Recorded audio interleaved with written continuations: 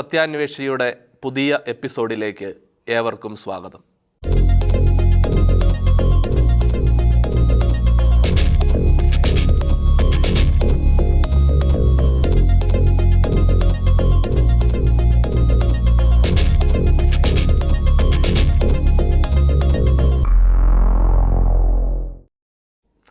Zero Malabar സഭയുടെ 28ാമത് സിനഡിന് ശേഷം പുറത്തിറക്കിയ സർക്കുലറിൽ 3-ാം നമ്പറായി ചേർത്തിരിക്കുന്നത് ന്യൂനപക്ഷ ക്ഷേമ പദ്ധതികളിൽ ക്രൈസ്തവർ നേരിടുന്ന വിവേചനത്തെക്കുറിച്ചുള്ള സിനഡിൻ്റെ ആശങ്കകളാണ്.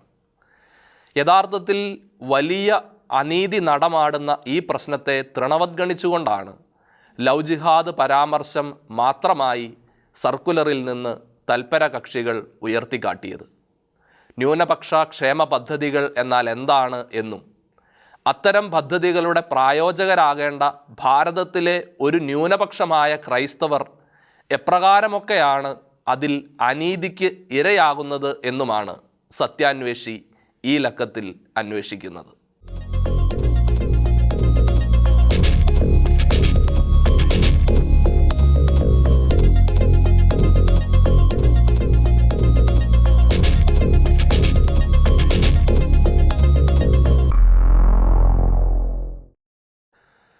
ഭാരതത്തിൽ ക്രൈസ്തവർ ന്യൂനപക്ഷമാണ്. ഭാരത ജനസംഖ്യയുടെ ചെറിയൊരു ശതമാനം മാത്രമാണ് ക്രൈസ്തവ വിഭാഗം ഉള്ളത്. 2011 സെൻസസ് പ്രകാരം 2.3% മാത്രം. ഭാരതമെന്ന നാനാത്വത്തിൽ ഏകത്വം പുലരുന്ന രാജ്യത്ത് അന്തസ്സോടെ അതിജീവിക്കാനും നിലനിൽക്കാനും ജനസംഖ്യയിൽ ന്യൂനപക്ഷമായ ഈ മതവിഭാഗങ്ങൾക്ക് ഭാരതത്തിൻ്റെ ഭരണഘടന പ്രകാരം പ്രത്യേക അവകാശങ്ങളും ആനുകൂല്യങ്ങളും നൽകപ്പെടുന്നുണ്ട്. ഇവയെയാണ് നാം ന്യൂനപക്ഷ അവകാശങ്ങൾ, ആനുകൂല്യങ്ങൾ എന്നൊക്കെ വിളിക്കുന്നത്. ന്യൂനപക്ഷ അവകാശമെന്നാൽ വിദ്യാഭ്യാസ സ്ഥാപനങ്ങൾ നടത്താനുള്ള അവകാശം മാത്രമാണ് എന്ന് കരുതരുത്. അതിനും പുറമെ സമുദായ അംഗങ്ങൾക്ക് ലഭിക്കേണ്ടുന്ന അവകാശങ്ങളും ആനുകൂല്യങ്ങളും അതിലുൾപ്പെടുന്നുണ്ട്. ഈ അവകാശങ്ങളും ആനുകൂല്യങ്ങളും ന്യൂനപക്ഷങ്ങൾക്ക് ഉറപ്പുവരുത്തുന്നതിനായിട്ടാണ് ന്യൂനപക്ഷങ്ങൾക്കായുള്ള ദേശീയ നിയമപ്രകാരം ന്യൂനപക്ഷ ക്ഷേമ വകുപ്പ് നിലവിൽ വരുന്നത്. 1993 ഒക്ടോബർ 22 പ്രസിദ്ധീകരിച്ച എക്സ്ട്രാ ഓർഡിനറി ഗസറ്റിലൂടെ ന്യൂനപക്ഷ ക്ഷേമ വകുപ്പ് ദേശീയ തലത്തിൽ ന്യൂനപക്ഷ പദവിയുള്ള മതവിഭാഗങ്ങളുടെ പേരുകൾ പ്രസിദ്ധീകരിച്ചു. മുസ്ലിം, ക്രിസ്ത്യൻ, സിഖ്, ബുദ്ധ, പാഴ്സി വിഭാഗങ്ങളാണ് അവ. 2014 ജനുവരി 27 മറ്റൊരു ഗസറ്റിലൂടെ ജൈന വിഭാഗത്തെയും അതിലുൾപ്പെടുത്തി. ഈ ന്യൂനപക്ഷ മതവിഭാഗങ്ങൾക്ക് വേണ്ടി ആയിരക്കണക്കിന് കോടി രൂപയുടെ സഹായമാണ് കേന്ദ്ര സർക്കാർ നൽകി വരുന്നത്.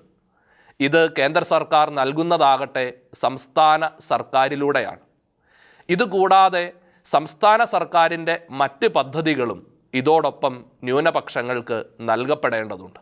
എന്നാൽ സങ്കടകരമെന്നോ ദൗർഭാഗ്യകരമെന്നോ പറയാം, ഈ പദ്ധതികളൊന്നും തന്നെ സംസ്ഥാന സർക്കാരിൽ നിന്നും ന്യൂനപക്ഷ മതവിഭാഗമായ ക്രൈസ്തവർക്ക് ലഭിക്കുന്നില്ല എന്നതാണ് ഞെട്ടിക്കുന്ന യാഥാർത്ഥ്യം. ഈ പദ്ധതികൾ നടപ്പിലാക്കുന്നതിൽ വളരെ വലിയ വിവേചനം ക്രൈസ്തവ സമുദായം നേരിട്ടുകൊണ്ടിരിക്കുകയാണ്.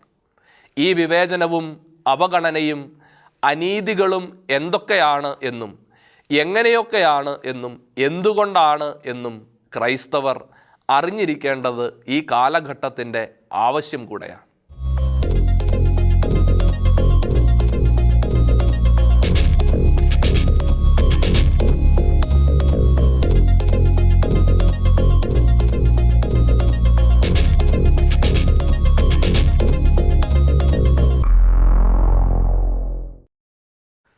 കേന്ദ്ര സർക്കാർ ന്യൂനപക്ഷങ്ങളുടെ ക്ഷേമത്തിനും സംരക്ഷണത്തിനുമായി സംസ്ഥാന സർക്കാരിന് നൽകുന്ന ആയിരക്കണക്കിന് കോടി രൂപ കേരളത്തിലെ ഏതൊക്കെ ന്യൂനപക്ഷങ്ങൾക്ക് ലഭിക്കുന്നുണ്ട് എന്ന് അന്വേഷിക്കുമ്പോഴാണ് വലിയൊരു അനീതിയുടെ കഥ വെളിപ്പെട്ട് കിട്ടുന്നത്. മുസ്ലിം, ക്രിസ്ത്യൻ, ബുദ്ധ, ജൈന, സിഖ്, പാഴ്സി എന്നിങ്ങനെ 6 വിഭാഗങ്ങൾക്കായി ലഭിക്കേണ്ടുന്ന ആനുകൂല്യങ്ങൾ കേന്ദ്ര സർക്കാരിൽ നിന്നും സംസ്ഥാന സർക്കാരിൽ നിന്നുമുള്ളവ 80% നൽകപ്പെടുന്നത് മുസ്ലിം സമുദായത്തിന് മാത്രമായിട്ടാണ്. ക്രിസ്ത്യൻ ഉൾപ്പെടെയുള്ള ബാക്കി 5 സമുദായങ്ങൾക്കുമായി ശേഷിക്കുന്ന 20% ചിലവഴിക്കപ്പെടുന്നു. 2011 സെൻസസ് പ്രകാരം കേരളത്തിലെ ജനസംഖ്യയുടെ 26.56% മുസ്ലിങ്ങളും 18.38% ക്രിസ്ത്യാനികളുമാണ് ഉള്ളത്. ജനസംഖ്യാപരമായ പ്രാതിനിധ്യം പോലും പരിഗണിക്കപ്പെടാതെയാണ് തികച്ചും ഏകപക്ഷീയമായി ഈ ഫണ്ട് മുഴുവനും ചിലവഴിക്കപ്പെടുന്നത്. ജനസംഖ്യ അനുപാതത്തിൽ കാര്യമാത്രമായ കുറവ് സംഭവിച്ച് നിലനിൽപ്പ് തന്നെ അപകടത്തിലായിക്കൊണ്ടിരിക്കുന്ന ക്രിസ്ത്യൻ സമുദായത്തിനും മറ്റു സമുദായങ്ങൾക്കുമാണ് യഥാർത്ഥത്തിൽ ഈ ഫണ്ട് ആവശ്യമുള്ളത്. 80:20 എന്ന രീതിയിൽ ആനുകൂല്യങ്ങളും മറ്റും വിതരണം ചെയ്യുന്നതിന് പിന്നിൽ നിയമപരവും ഔദ്യോഗികവുമായ തീരുമാനങ്ങളോ ശാസ്ത്രീയമായ പഠനങ്ങളോ ഇല്ല എന്നാണ് വിവരാവകാശ നിയമപ്രകാരം മനസ്സിലാക്കാൻ സാധിച്ചിട്ടുള്ളത്.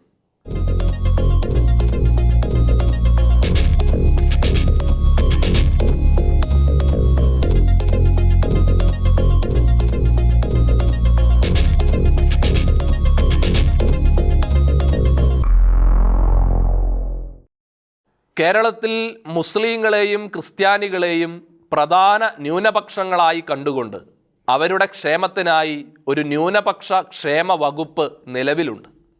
ഇതിൻ്റെ മന്ത്രി ശ്രീ KT ജലീൽ ആണ്. വകുപ്പിന് കീഴിൽ ഒരു ന്യൂനപക്ഷ കമ്മീഷനുണ്ട്. ഈ കമ്മീഷനിലെ ഒരേ ഒരു അംഗം മാത്രമാണ് ക്രിസ്ത്യാനിയായിട്ടുള്ളത്. ന്യൂനപക്ഷ ധനകാര്യ വികസന കോർപ്പറേഷൻ എന്ന സംവിധാനത്തിൽ നിന്ന് ന്യൂനപക്ഷ സമുദായ അംഗങ്ങൾക്ക് വിദ്യാഭ്യാസം, സ്വയം തൊഴിൽ എന്നിവയ്ക്ക് കുറഞ്ഞ പലിശയ്ക്കോ പലിശരഹിതമായോ വായ്പ ലഭിക്കും.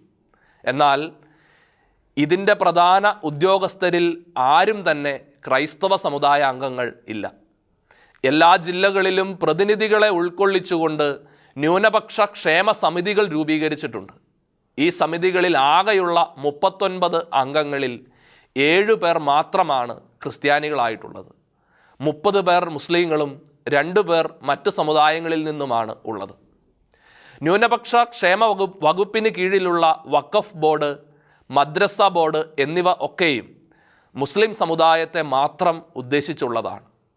ക്രിസ്ത്യാനികൾക്കായി ഇത്തരത്തിലുള്ള യാതൊരു സംവിധാനങ്ങളും പ്രത്യേകമായി രൂപപ്പെടുത്തിയിട്ടില്ല എന്ന് മാത്രമല്ല, ചോദിച്ചു ചെന്നാൽ തന്നെ അവഗണനയാണ് ഫലവും. ഇതിനും പുറമെ കേന്ദ്ര സർക്കാരിൻ്റെ നേരിട്ടുള്ള പദ്ധതിയായ പ്രധാനമന്ത്രി ജൻ വികാസ് കാര്യക്രം, അതിൻ്റെ നടത്തിപ്പ് ചുമതലയും സംസ്ഥാന സർക്കാരിനാണ് നൽകിയിരിക്കുന്നത്. 20%-ലധികം ന്യൂനപക്ഷങ്ങളുള്ള ജില്ലകളെയാണ് ന്യൂനപക്ഷ കേന്ദ്രീകൃത ജില്ലകൾ എന്ന് വിളിക്കുന്നത്. ഇത്തരം ജില്ലകൾ തിരഞ്ഞെടുത്ത് പ്രത്യേകമായി നടപ്പിലാക്കുന്ന ഒരു പദ്ധതിയാണ് ഇത്. ന്യൂനപക്ഷ വിഭാഗങ്ങളുടെ ജീവിത നിലവാരം ഉയർത്തുക എന്ന ലക്ഷ്യത്തോടു കൂടി ന്യൂനപക്ഷ കേന്ദ്രീകൃത ജില്ലകളിലെ ചില പഞ്ചായത്തുകൾ തിരഞ്ഞെടുത്ത് അവിടെ അടിസ്ഥാന വികസന സൗകര്യങ്ങളും ജനക്ഷേമ പദ്ധതികളും ഇതുവഴി നടപ്പിലാക്കുന്നു. ഈ പദ്ധതിയിലും ക്രൈസ്തവർക്ക് യാതൊരു പരിഗണനയും ലഭിച്ചിട്ടില്ല.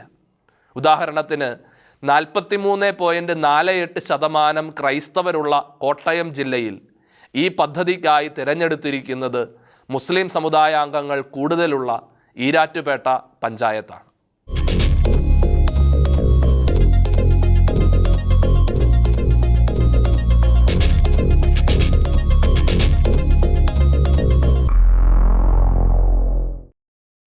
ഇസ്ലാമിക മതപഠനത്തെ പ്രോത്സാഹിപ്പിക്കാനും നിലനിർത്താനും വേണ്ടി സർക്കാർ ധാരാളം പണം ചെലവഴിക്കുന്നുണ്ട്.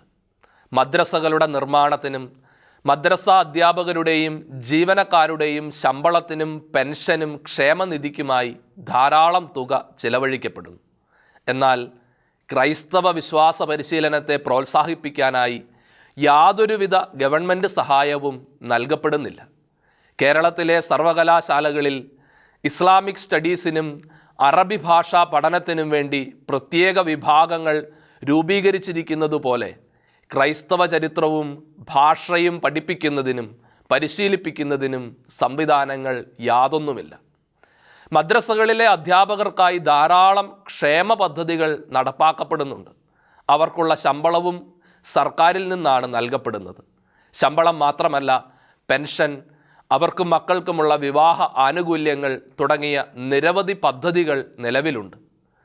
എന്തുകൊണ്ട് സമാനമായ പദ്ധതികളൊന്നും ഇക്കാര്യങ്ങളിലെല്ലാം തുല്യ അവകാശമുള്ള ക്രൈസ്തവർക്ക് നിഷേധിക്കപ്പെടുന്നു എന്ന ചോദ്യത്തിന് സർക്കാരിന് യാതൊരു ഉത്തരവുമില്ല.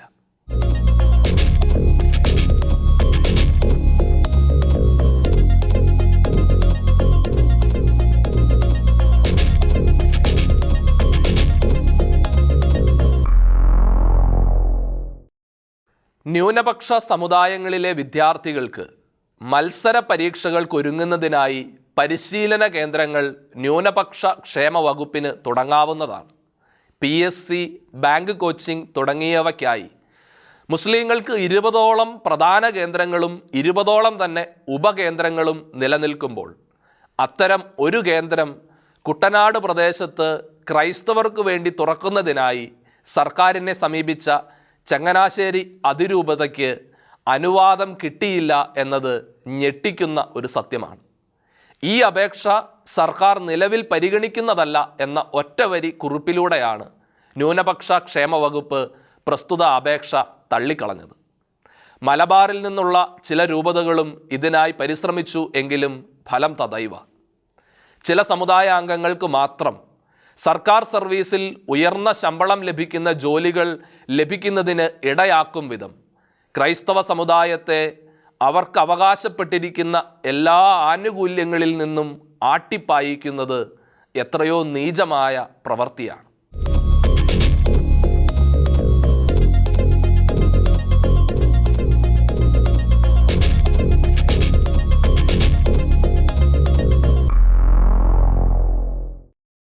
ന്യൂനപക്ഷ ക്ഷേമ വകുപ്പ് പ്രഖ്യാപിക്കുന്ന പദ്ധതികൾ പലപ്പോഴും കൃത്യമായി വെബ്സൈറ്റുകളിൽ അപ്ലോഡ് ചെയ്യപ്പെടുകയോ വിജ്ഞാപനങ്ങൾ പരസ്യമാക്കപ്പെടുകയോ ചെയ്യാറില്ല.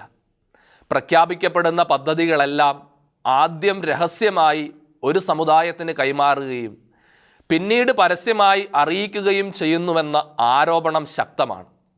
മഹൽ സോഫ്റ്റ് എന്ന സംവിധാനം ഇതിന് ഒരു ഉദാഹരണമാണ്. ന്യൂനപക്ഷ ക്ഷേമ വകുപ്പിൻ്റെ മാത്രമല്ല, ഇതര സർക്കാർ വകുപ്പുകളുടെയും അറിയിപ്പുകളെല്ലാം മുസ്ലിം സമുദായ അംഗങ്ങളിലും എത്തിക്കുവാൻ വേണ്ടി ന്യൂനപക്ഷ ക്ഷേമ വകുപ്പ് ടാറ്റയുടെ സഹായത്തോടെ ആരംഭിച്ചിരിക്കുന്ന പദ്ധതിയാണ് ഇത്. മഹൽ സോഫ്റ്റ് എന്ന് വിളിക്കുന്ന പദ്ധതി. ഇതിൽ രജിസ്റ്റർ ചെയ്യുന്നവർക്ക് സർക്കാർ പദ്ധതികളെക്കുറിച്ചുള്ള വിവരങ്ങൾ യഥാസമയം ലഭിച്ചുകൊണ്ടിരിക്കും.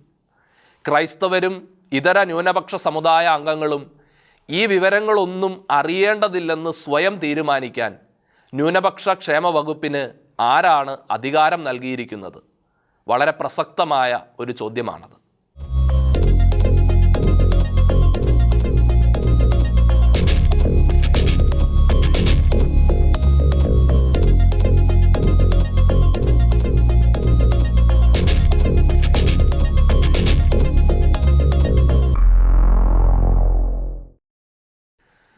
കേരള ക്രൈസ്തവ സമുദായത്തിൻ്റെ പിന്നോക്കാവസ്ഥയെക്കുറിച്ച് ക്രൈസ്തവർക്ക് തന്നെ കാര്യമാത്രമായ അറിവില്ല എന്നിടത്താണ് സമുദായത്തിൻ്റെ ദുര്യോഗം ആരംഭിക്കുന്നത്. ക്രൈസ്തവർ ഇന്നും പ്രബലമായ ഒരു സമുദായമാണ് എന്നതൊക്കെ തികച്ചും തെറ്റായ ധാരണകൾ മാത്രമാണ്. ജനസംഖ്യ അനുപാതത്തിലടക്കം താഴേക്കാണ് ക്രൈസ്തവ സമുദായത്തിൻ്റെ വളർച്ച. 2001 സെൻസസിൽ 19.05% ഉണ്ടായിരുന്ന ക്രൈസ്തവർ 2011 സെൻസസിൽ 18.38% കുറയുകയാണ് ചെയ്തത്. ജനനനിരക്ക് കുറയുന്നതാണ് ജനസംഖ്യ അനുപാതത്തിലുള്ള കുറവിൻ്റെ കാരണം. കുഞ്ഞുങ്ങൾക്ക് ജന്മം നൽകുന്ന അമ്മമാരുടെ പ്രായം ക്രൈസ്തവരുടെ കാര്യത്തിൽ വളരെ കൂടുതലാണ്. വന്ധ്യത ഉള്ളവരുടെയും അവിവാഹിതരായവരുടെയും എണ്ണം സമുദായത്തിൽ പെരുകി വരുന്നു. 2019 അവസാനം മലബാറിൽ സംഘടിപ്പിച്ച അവിവാഹിതരായ കത്തോലിക്കരുടെ സംഗമത്തിൽ ആയിരക്കണക്കിന് ചെറുപ്പക്കാരാണ് പങ്കെടുത്തത്. ഇതോടൊപ്പം തന്നെ വർദ്ധിച്ചു വരുന്ന തൊഴിലില്ലായ്മയും സർക്കാർ ജോലികളിൽ പ്രാതിനിധ്യം നഷ്ടപ്പെടുന്നതും അതിൻ്റെ ഫലമായുണ്ടാകുന്ന പ്രവാസി ജീവിതവുമെല്ലാം പ്രത്യേക പരിഗണന അർഹിക്കുന്നതും പഠനവിധേയമാക്കേണ്ടതുമായ വിഷയങ്ങളാണ്. ക്രൈസ്തവ സമുദായം പ്രധാനമായും ആശ്രയിച്ചിരുന്ന കാർഷിക മേഖലയുടെ തകർച്ച അടിസ്ഥാനപരമായി സമുദായത്തിൻ്റെ തന്നെ നിലനിൽപ്പിനെ ബാധിച്ചിട്ടുണ്ടോ എന്നും ശാസ്ത്രീയമായി പഠിക്കേണ്ടിയിരിക്കുന്നു.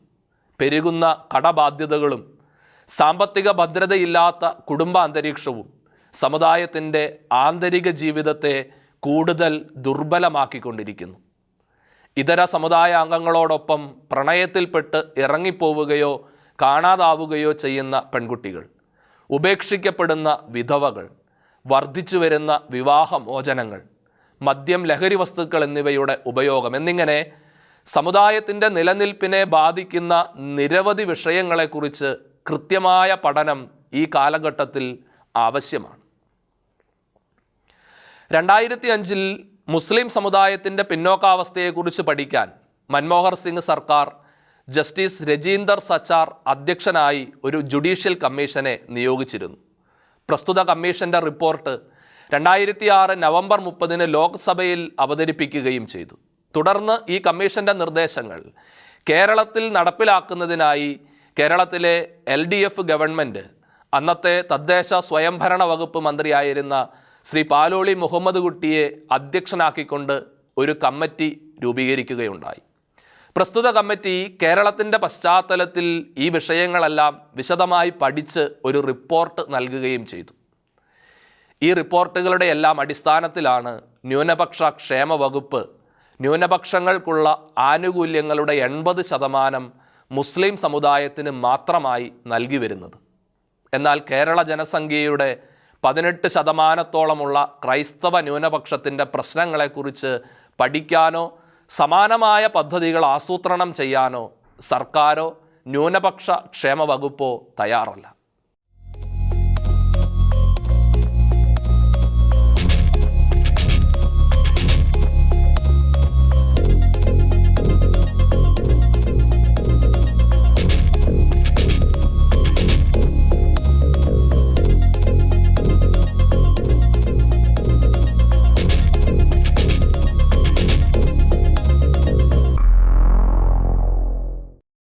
കാര്യങ്ങൾ ഇങ്ങനെയൊക്കെ നിലനിൽക്കുമ്പോഴും ക്രൈസ്തവ സമുദായാംഗങ്ങൾ അശ്രാന്ത പരിശ്രമത്തിലൂടെ കെട്ടിപ്പടുത്ത വിദ്യാഭ്യാസ സ്ഥാപനങ്ങളിൽ കണ്ണുനട്ടുകൊണ്ട് അവിടെയും ന്യൂനപക്ഷമായ ക്രൈസ്തവർക്ക് ലഭ്യമായ അവകാശങ്ങൾ ഇല്ലായ്മ ചെയ്യാനുള്ള സംഘടിത ശ്രമങ്ങൾ സർക്കാരിൻ്റെ ഭാഗത്തു നിന്ന് ഉണ്ടായിക്കൊണ്ടിരിക്കുന്നു എന്നത് തികച്ചും അപലപനീയമായ ഒരു വസ്തുതയാണ്. സ്വന്തം സമുദായത്തിലെ കുട്ടികളെ പഠിപ്പിക്കുന്നതിനാണ് ന്യൂനപക്ഷ സ്ഥാപനങ്ങൾ അനുവദിക്കപ്പെട്ടിരിക്കുന്നത്. അവ സ്ഥാപിക്കുന്നതിനുള്ള അശ്രാന്ത പരിശ്രമത്തിൻ്റെ വിലയാണ് യഥാർത്ഥത്തിൽ മാനേജ്മെൻറ്റ് കോട്ടകൾ എന്ന് പറയാം. നിലവിൽ ഇത്തരം മാനേജ്മെൻറ്റ് കോട്ടകൾ കയ്യേറാനുള്ള ശ്രമങ്ങൾ, അധ്യാപകരുടെ നിയമനം എന്നിങ്ങനെ പല വിഷയങ്ങളിലും അമിതമായ സർക്കാർ ഇടപെടലുകൾ ഉണ്ടായിക്കൊണ്ടുമിരിക്കുന്നു. അർഹമായ അവകാശങ്ങൾ നിഷേധിക്കുക മാത്രമല്ല, സ്വന്തമായുള്ളവ തട്ടിപ്പറിക്കുന്നത് തടയാനും കഴിയാത്ത വിധം ക്രൈസ്തവ സമുദായത്തെ ദുർബലപ്പെടുത്തുന്നതിൽ ആരെയൊക്കെയാണ് നാം കുറ്റപ്പെടുത്തേണ്ടത്?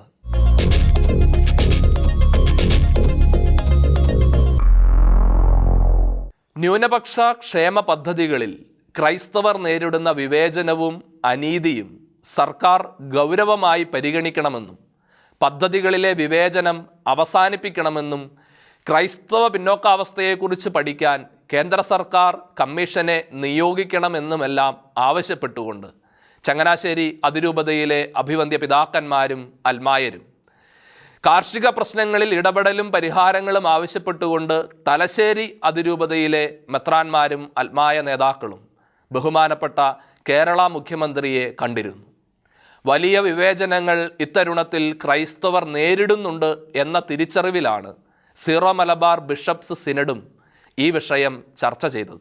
എന്നാൽ അടിയന്തിരവും ഗൗരവതരവുമായി കണക്കാക്കേണ്ട ഈ വിഷയങ്ങൾ ചർച്ച ചെയ്യപ്പെടരുത് എന്ന് ആഗ്രഹിച്ചവരാണ് ലവ് ജിഹാദ് എന്ന പരാമർശത്തെ മാത്രമായി തികച്ചും വൈകാരികമായി എതിരിട്ടത്. വ്യത്യസ്ത അഭിപ്രായങ്ങൾ നിലനിൽക്കുന്ന വിഷയങ്ങൾ ഉയർത്തിപ്പിടിച്ച് ഗൗരവതരമായ വിഷയത്തിൽ നിന്ന് പൊതുജന ശ്രദ്ധ തിരിക്കാൻ തൽപര കക്ഷികൾക്ക് സാധിച്ചു. ഈ വിഷയങ്ങൾ ക്രൈസ്തവ സമുദായം പഠനവിധേയമാക്കുകയും ഉചിതമായ രീതിയിലുള്ള ഇടപെടലുകൾ നടത്തുകയും ചെയ്യേണ്ടത് ഈ കാലഘട്ടത്തിൻ്റെ അനിവാര്യതയാണ് എന്നാണ് സത്യാന്വേഷിയും വിലയിരുത്തുന്നത്.